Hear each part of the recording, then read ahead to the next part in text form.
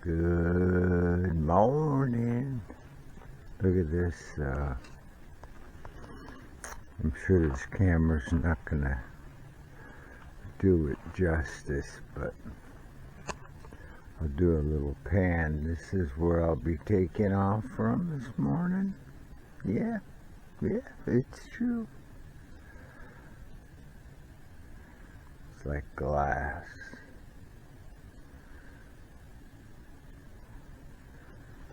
One of those planes is called the Beaver. They all look the same to me, but I guess you should look a little closer, maybe see the beaver in them.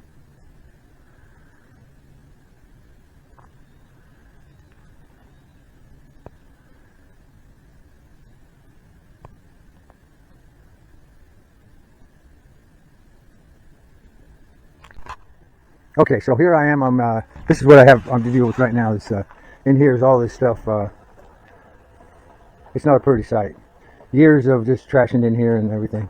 I mean, there's actually a few usable things, but man, there's a lot of screws and stuff. I mean, they still may be usable, but I did bring some good coated screws. And so here's my coffee setup, and it's I'm reheating a cup right now, and here's my little cooker. Got some coffee grinds. I had to unplug the thing, but yeah, this is just one of those little propane grills. And it's all set up to cook some salmon if I decide to catch some. I'm living off of nuts and protein stuff, pretty much, and some prunes to keep me. Wow, they really keep me regular, if you know what I mean. But yeah, feeling good. Get my energy level up pretty good. So this is what I've been tramping through. You got to kind of crush this stuff down, and so.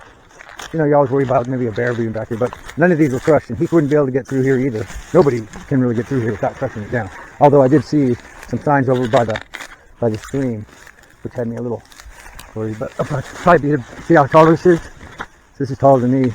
It's easy. But we get over to this oak tree here, or cottonwood it is. It's cottonwood. So this big cottonwood tree been here for a long time. A lot of people have climbed this. Not this little fella, but right over here, this big guy. Have climbed him. There's a lot of debris here. There's the old banya. And I remember taking baths in here, mainly when I was in my 20s. Oh, such a good bath. That steam, you know, the steam throwing water on there, and you get out and you get so hot, you come out so cool off. But yeah, it's pretty much a disaster. What I'm seeing is that they pretty much disintegrate at the chimney stack part. And so that's what happened there too. But I might be able to salvage some stuff from there. This one actually, there's a window. Here's the cabin. Now the cabin is was sitting on some things, but as you can see, it's fallen down onto the deals there. But so that window is still intact. It's non-operating, of course. And this one's all pretty much toast. But if I could put a window in here, that would be good. And so this is the siding, which is all pretty good. I mean, it's hanging up over years, and there's no overhang, so that was not a good thing. There's a big stove here, and on this side, stove, and then here's the cabin. Now it's low ceiling. Now it's leaning that way, and there's some fur and stuff over there. But so I'm thinking about the plan for this one already, and I don't know how, if it's able to leak through, but it doesn't look too leaky. Maybe right a little here. I don't know. But I'm gonna do what I can. I'm gonna put the stove in here, and then there's that hole there. So there's still water coming through that, which will need to be. That's deer hair down there. So somebody's used this one to clean their deer and stuff. And so I'll hopefully put a lock on this one and the other one. These old locks look like they'll be good. I'll have to grind them off. Luckily for me, I brought my grinder, but so I got a little fishing thing going on. I found this bone. I'm sure Sarah will be able to tell me what kind of bone it is.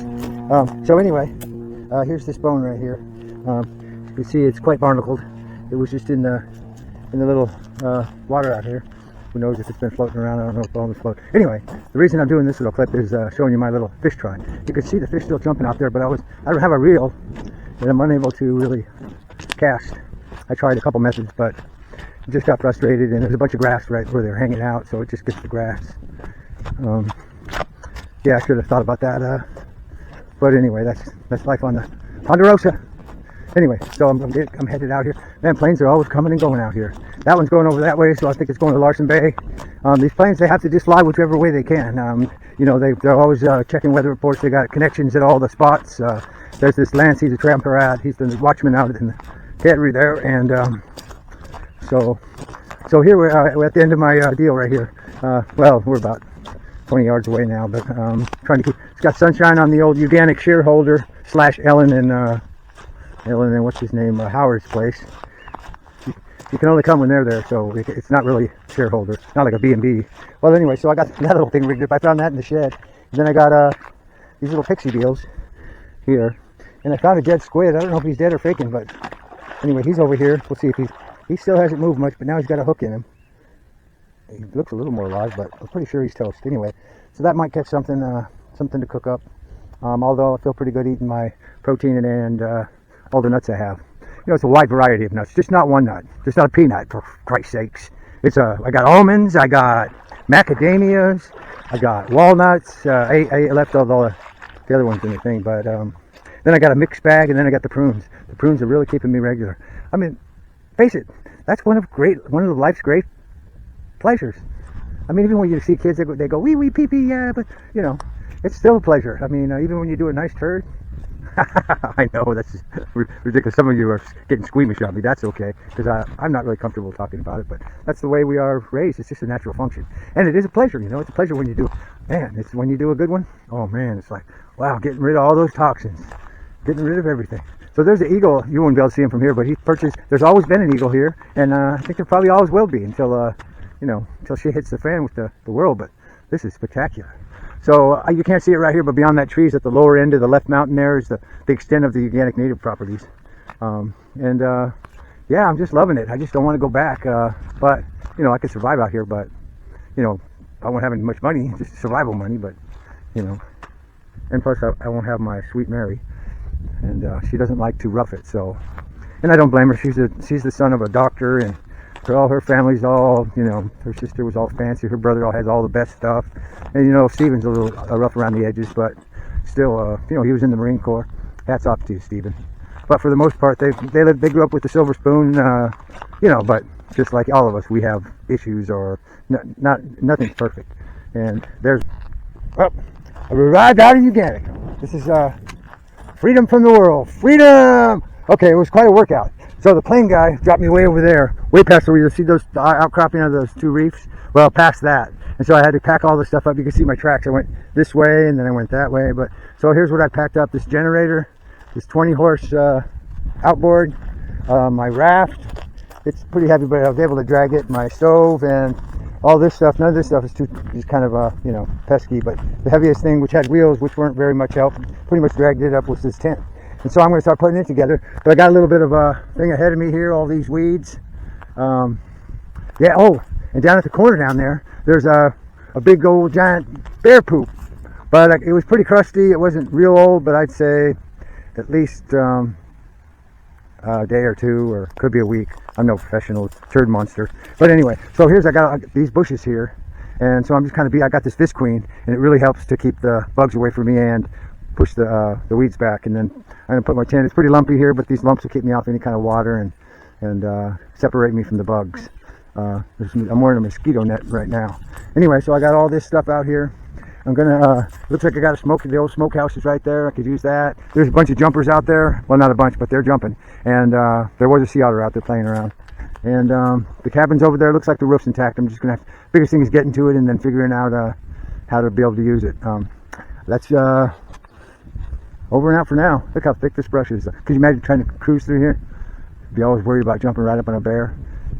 Hunting season started, but you know, you're not gonna. I mean, you could, but you gotta be pretty tough to go through that stuff. It's only gonna get taller too. These for a little longer, then it'll start to die off. That's Richard over and out.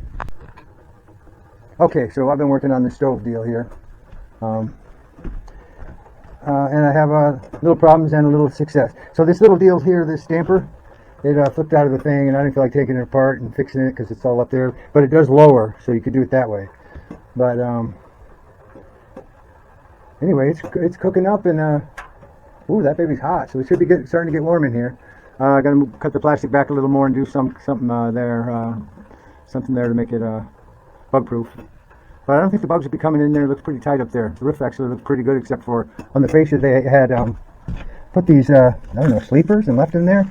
I don't know what they're doing, but they're actually what's creating the whole problem with the fascia all greened up and rotted out. So as you can see there's a board on top, and I'm not sure if I would take it off and make it worse or better, but probably make it better because it's stopping the water. But it's pretty protected in here. As you can see, we got some good flow from the stack there I made. You know, it probably should be a little shorter, but we're pretty protected with these cottonwood trees here, right? So it should be okay, at least for a while. You know, eventually, you know, want to put a better deal. I kind of rigged that up with what I had, some PVC tape and some duct tape, and it comes. I had bought some of that other kind of tape too for the joints, but that just keeps it together better. But you know, it's really flowing good. It's going to get toasty in there, and congratulations on me heating up my first cup of coffee. You know, that's what it's all about, is being able to get that thing cooking, and it's hot. So it's a nice little stove for this little cabin. Although the cabin's not very nice, actually. Now it's a tent. I turned it into a tent. I think that's all the better for it. I don't know how much life it has left, but anyway, Richard, over and never out. Well, it's definitely not the Ritz. Oh, well, I did the best I could. So that old window there. The other ones, I got this cleaned off. I got that one sealed. And I made a little step here so you can wipe your feet before you go in, because I kept dirtying up the place. And you know, I just used the scraps like right here, but I'm gonna block off all these windows. I got a little stoop there too, and then around this end, I got to cover one window here. That came out. I don't know what's over here. Looks like some electric conduit. But anyway, I got to cover that up. It's real ugly. It's all pretty ugly on the outside. This thing, and then I got a mess in here because I've been scrambling to get ready for the plane tomorrow. So this is what I got right now. I'm gonna take a bath, a little raccoon bath, and man, that stove is cooking. So I was thinking, you know, if you did something like this about this size, and you know, this would be very doable.